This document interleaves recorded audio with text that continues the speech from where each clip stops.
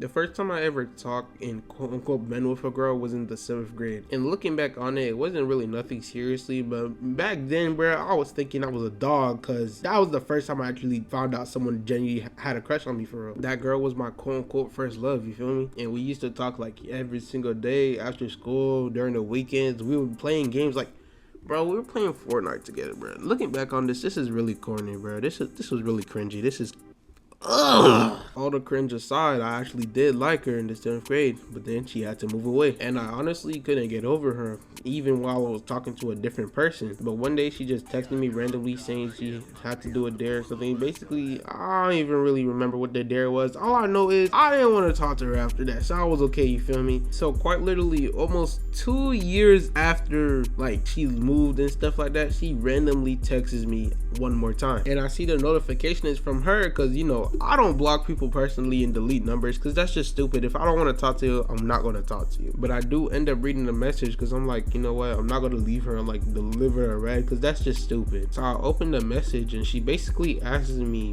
what school am I going to currently, and I give her the real answer because it's like I have no point of lying to you. So yeah, after I gave her the answer, she just started yapping and stuff. He's like, bro, really? Didn't you go to another school? And I'm over here thinking, why are you complaining when you don't even live in the same state as me, let alone the same city? So I quite literally typed in the driest thing I could think of at the time. Why? Not the word, the letter. Why? After that, she had texted me that she was moving back to town, and my heart sank, dropped. I was on the phone with my homeboy at the time, and he talking about something. Oh, you finna get some now, ain't you? And I'm looking at the phone like, bro, you must be out of your dang mind if you think so. Because we didn't really end off in like good terms. We ended off in like quote unquote bad terms, with her not wanting to talk to me again. So it was like, alright. Which, to be honest, it should have stayed like that, but it was alright because I didn't have nothing better to do that night anyway. So we kept talking and she kept asking me and stuff like, oh, who goes to the school with you? And oh, do you think I'm for the fit in and stuff like that? And I was like, you know, yeah, stuff like that.